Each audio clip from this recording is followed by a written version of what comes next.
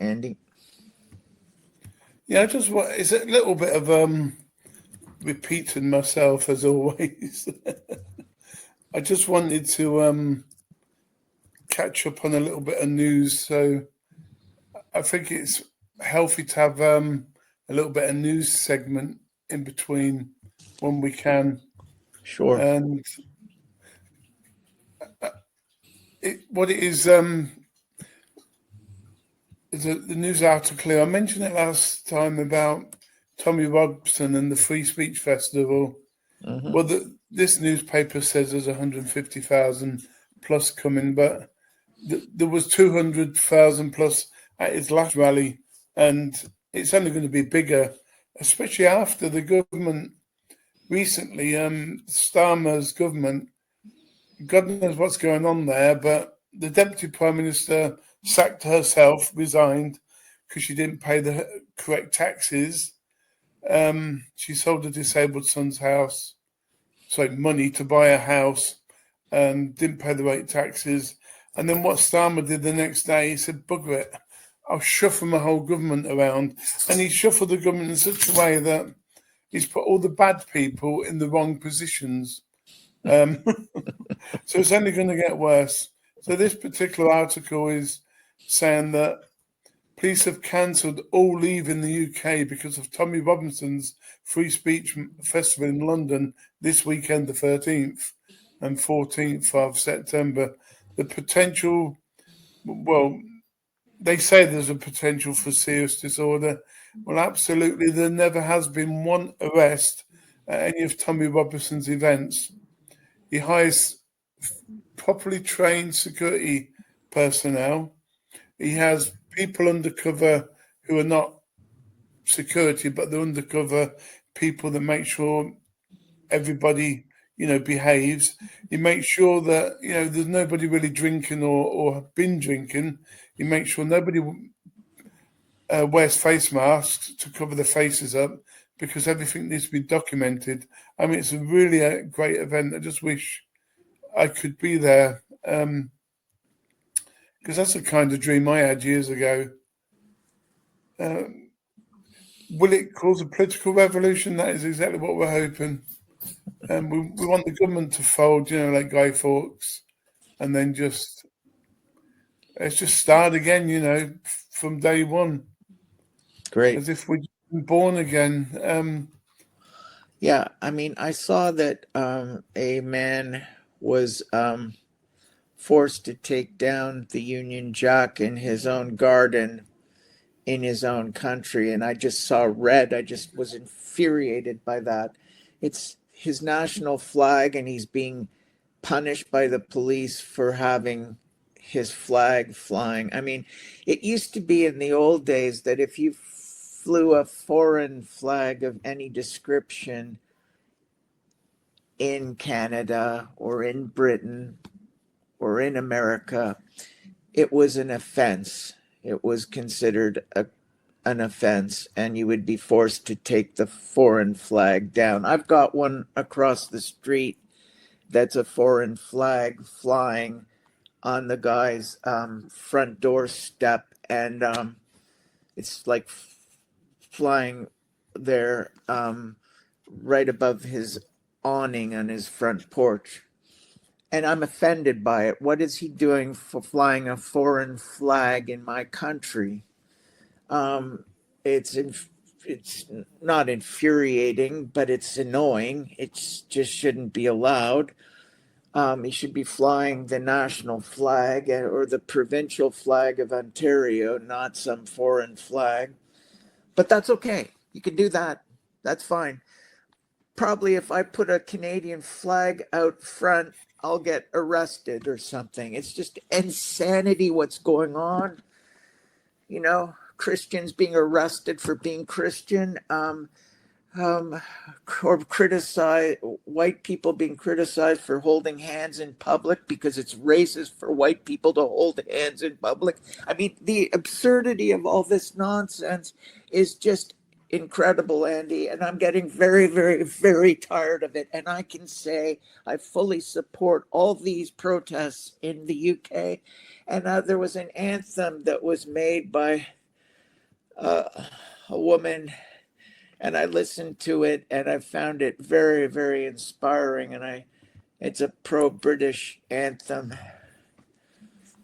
So yeah, Yeah, Tommy, and other people, they've made the speech anthem for Saturday, and it's going to be brilliant. They've got Jordan Peterson, it's a Canadian psychologist, speaking at the event. So it's going to be, it's going to be really, really good. Yeah, the flags. Well, what people are now doing, they're ordering flags by their box load. So they're putting them on the cars, they're putting them on the sheds, their houses, their bicycles. They're taking them to work with them. They're making the shirts and the ties into British flags. It's because we can do what we want in our own country. It's not actually going against anyone else's race or religion. If I was in India, as an example, I'd fly the Indian flag because you respect the cultures of the country you live in. It's simple as that. If you don't want to be British, don't come and live in the UK or anywhere else. If you don't want to be Canadian, American, go and find a little island and call it your own. That's what I think. While I'm on the news section, something else is worrying me a little bit. what's that? I mentioned last week that UK was buying in at mass amounts from Poland a lot of these mortuaries, mobile mortuaries. They can stick them in the back of vans and stick them in old sheds or whatever, fridges, the lot. On top of that, Putin is still being silly and Trump's getting really, really cheesed off. But the biggest one, if you want to ring alarm bells, the biggest alarm bell is French hospitals have reported, and it's fact because this is AI overview. French hospitals have reportedly been instructed to prepare for potential major military conflict by March 26. Wonder which one that will be. With a leaked letter from the government indicating that between 10 and 50,000 people, including foreign soldiers, may require medical treatment over a 6-month period from March 26. The directive aims to establish medical transit centres to manage the influx of patients from potential front lines and has prompted warnings to doctors about potential shortages of blood, dressings, etc., etc. The French health minister has acknowledged the letter, describing it as a precautionary measure. But if it's that precautionary, why did they put March 26 into it as a deadline? Yeah, absolutely. Yeah, it's definitely. Do you think we're going to war imminently? Within the next 6 months? Well, I hope and pray not, but the signs are certainly pointing to the situation escalating to a World War III scenario. I think. Well, recently Putin went to China, and basically they didn't, but you could imagine it. The press is saying they're all holding hands. So it's Kim Jong-un from North Korea. There was China President XI, I can't pronounce his name, and then there was Putin. They was all together, overlooking all the military. Xi Jinping was presiding over it. Okay, I see. Yeah, so we understand that they were celebrating so many years of being free from the West or whatever, and Trump says it was America that helped them out all them years ago to get their independence. Don't know how true that is, but Putin on his plane on the way back was, sort of gobbing it around the media that, oh, look, I've had a brilliant meeting, all my mates. As soon as he got home, China said, we're not having nothing to do with your war. You you keep your war. We don't want any fight with the West. We're quite happy, thank you. But I think if there was a war, then North Korea would be involved, definitely. They don't like anybody. Yeah. But hopefully South Korea will beat them up before anything happens. Yeah, well, I remember in my last 2 years in Korea, I was associated with a so-called spiritual organization called Jungsando, and their teachings are based on the prophecies and teachings of Gang Il-sun. And he said that yes, indeed, there would be a Third World War conflict, and it would begin on the Korean Peninsula at basically the demilitarized zone separating North and South Korea.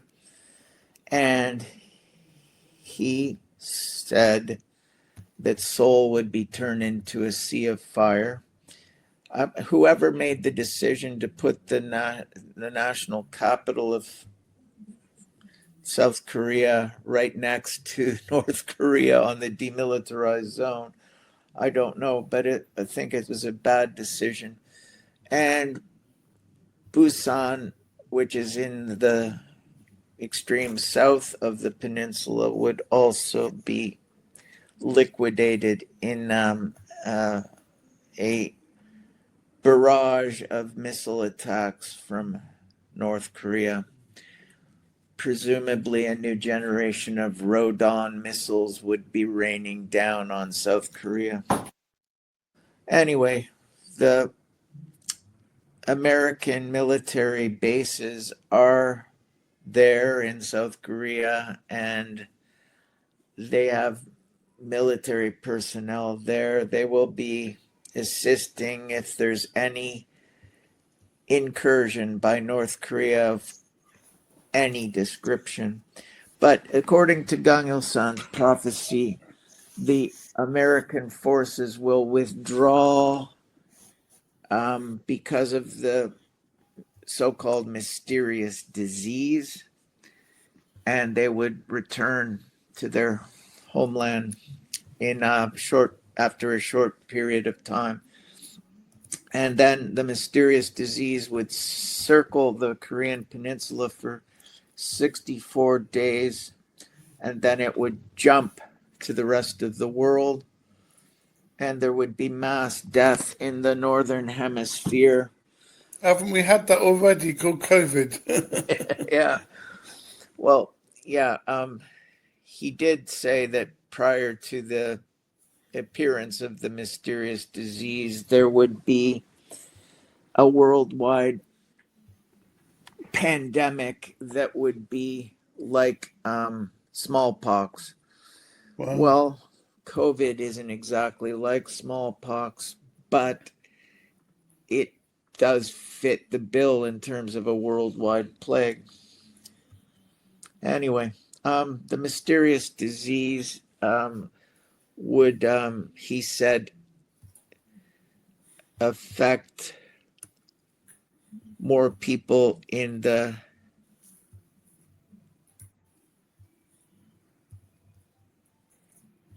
I believe it was in the east. Well, east of Korea, if that is what he's referring to. Sounds like North America to me. But anyway, the prophecies of Gang Il-sun are very disturbing. He speaks of the valleys filling with the corpses of the dead and people being unable to keep their food down because of the stench of death. And people would be walking, reading, sitting, lounging, just going about their daily business, and would just fall over dead because of the mysterious disease.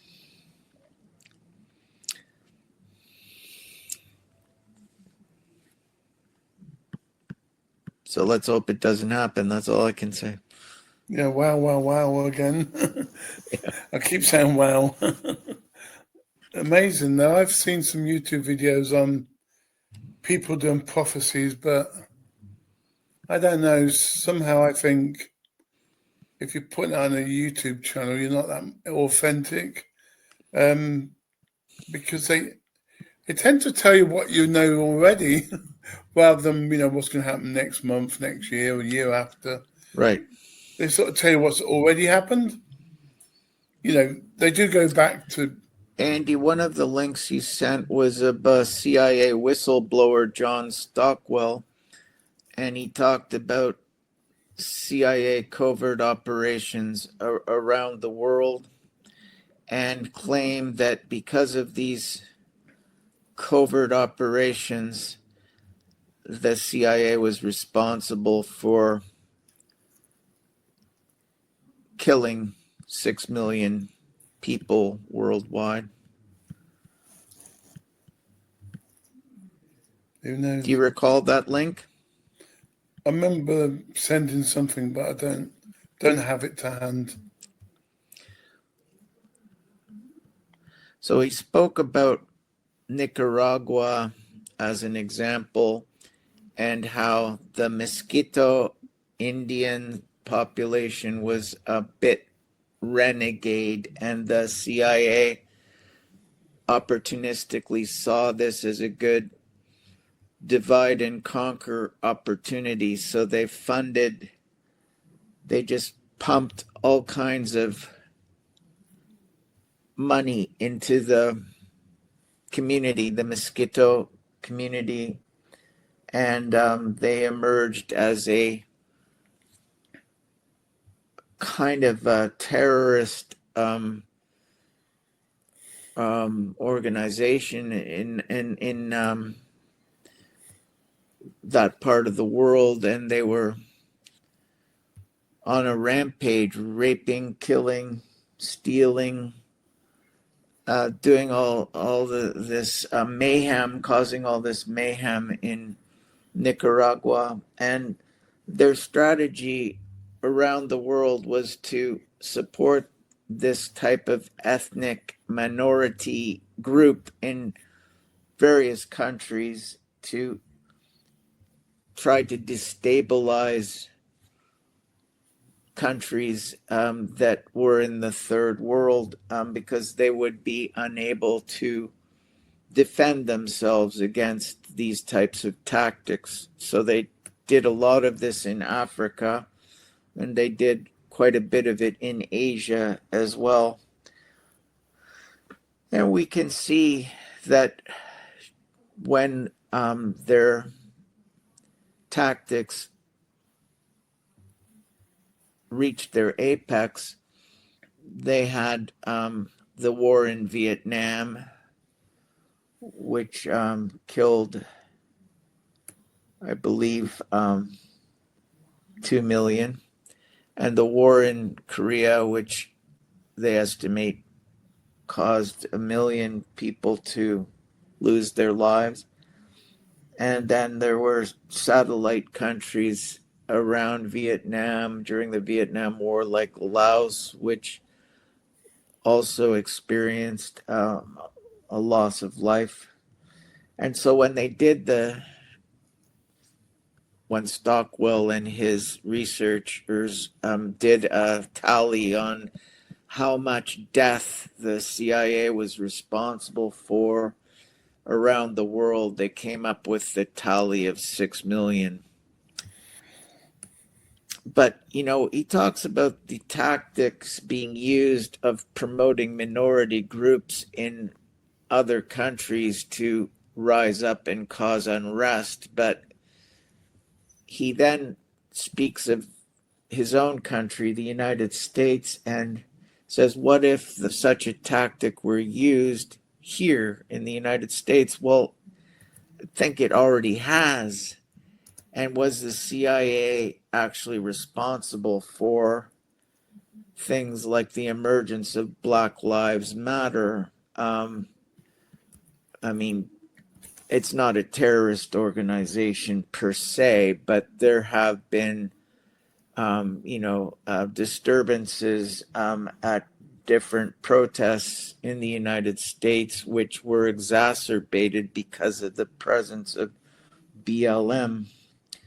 And Antifa, which is supposed to be an anti-fascist organization, couldn't be more fascist. So it seems to be like they're using the communist playbook now, and things have come home to roost from that standpoint. And the same tactics that were used during the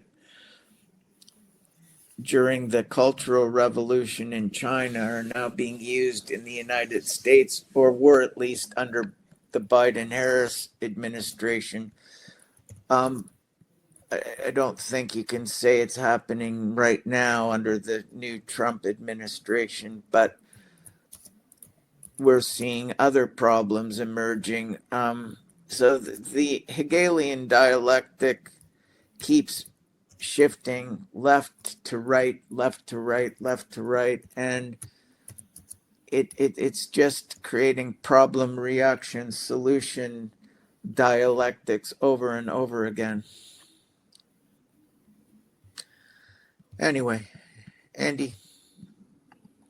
Yeah, I don't think I think the Black Lives Matters that's very small. It's more what do you call Andy, it I've over lost here? your audio. Oh, have I lost it? You're listening to Freedom Talk Radio with your host Andy Peacher, live from the UK. Email us freedomtalkradio2013@gmail.com or visit us at freedomtalkradioonline.com.